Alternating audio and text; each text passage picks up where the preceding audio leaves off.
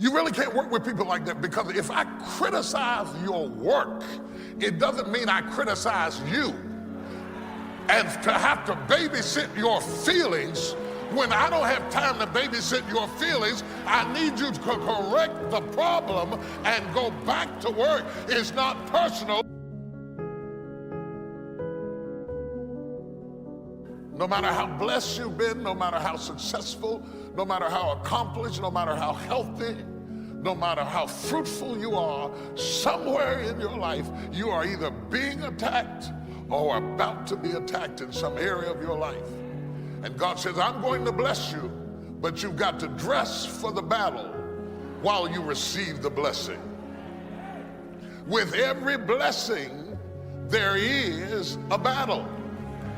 I would venture to say the greater the blessing, the greater the battle. The enemy would not send that level of battle against you if there were not that level of blessing before you. The level of battle you face is an indication of the level of blessings that you stand to receive. No robber robs an empty house. Nobody holds up a bag lady because she doesn't have anything to steal. If you're up under attack, there's something to be gained. Stop asking God to make you stand if you're not willing to stand. You have to have an investment in what God has given you, and having done all to stand, you won't get to the second stand until you run out of the first one. The enemy comes against your freedom to convince you that you don't have what God has already released you. The Bible calls his attack imaginations. You're being fought by imaginations, shadows, and ghosts. Some of you are stressed to death over what ifs and maybes. You're being stabbed by suppose. You lay in the bed wrestling with ghosts of what ifs and maybes and suppose and I think and I heard and I felt, and you wake up tired in the morning because you might have slept but you didn't rest, because all in your sleep you've been fighting. Head speaks to leadership. Head speaks to government. Most people are living their lives from a heart place and not a head place. They are so engrossed with what the heart feels that they have not covered.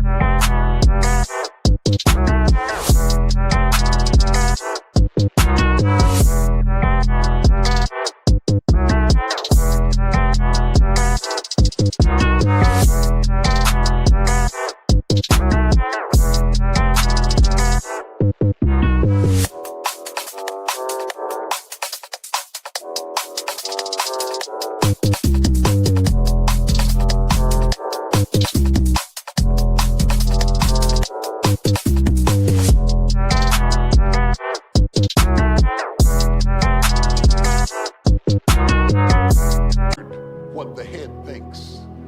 Most people are governed by their emotions. They're having a heart experience in a head fight. You will never win a battle if you're having a heart experience in a head fight. You're telling the enemy how you feel has nothing to do with what you know. And if you're going to deal with a knower, never approach a knower with feelings. You got to approach a knower with facts. The enemy wants to cut off your head and leave you with feelings.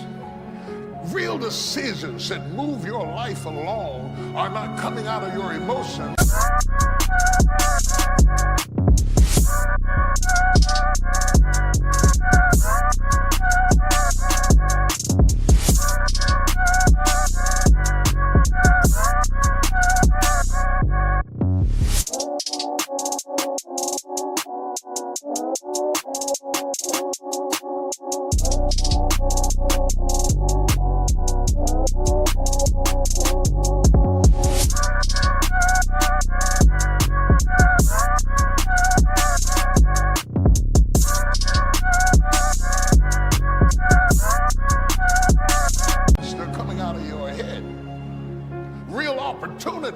that God would open up for you have to come out of your head and not out of your feelings. There are so many people that are so abstract, and they're just moving along from day to day out of their emotions and their feelings. I don't know, I'm just not feeling it today. I'm just not feeling it today. Come back on Thursday. I might be feeling on Thursday. I'm not in the mood for this. I can't handle this. And every time you do it, you're canceling out opportunities, because it is with the mind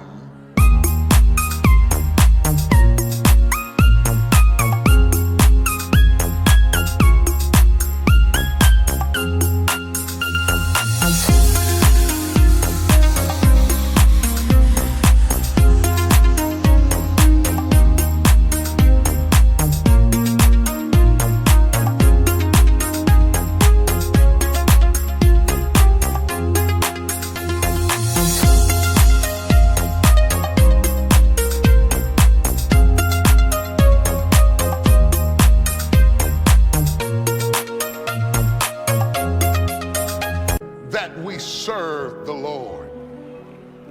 A person who does not function out of their head is a person without government. A person who moves totally out of their emotions is exempt from the greater opportunity than life, because you will forfeit what God has given you because of how you feel.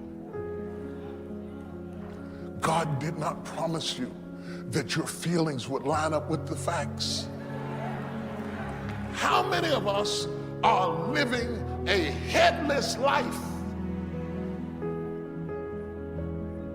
because we have not separated how we feel from what we know? Because everything you've ever gotten, you've gotten out of your feelings. But let me tell you, the devil is not.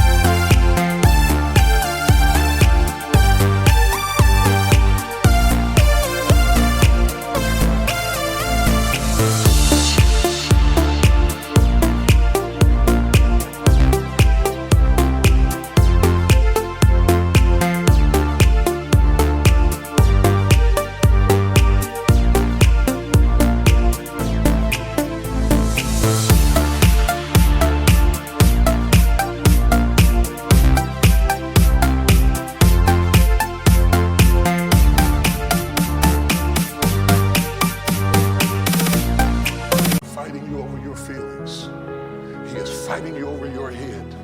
He is giving you images and imaginations and threats of disaster to send your head into a panic mode so that you will digress mentally from the leadership that the rest of you needs. It has to come from the facts and not the feelings.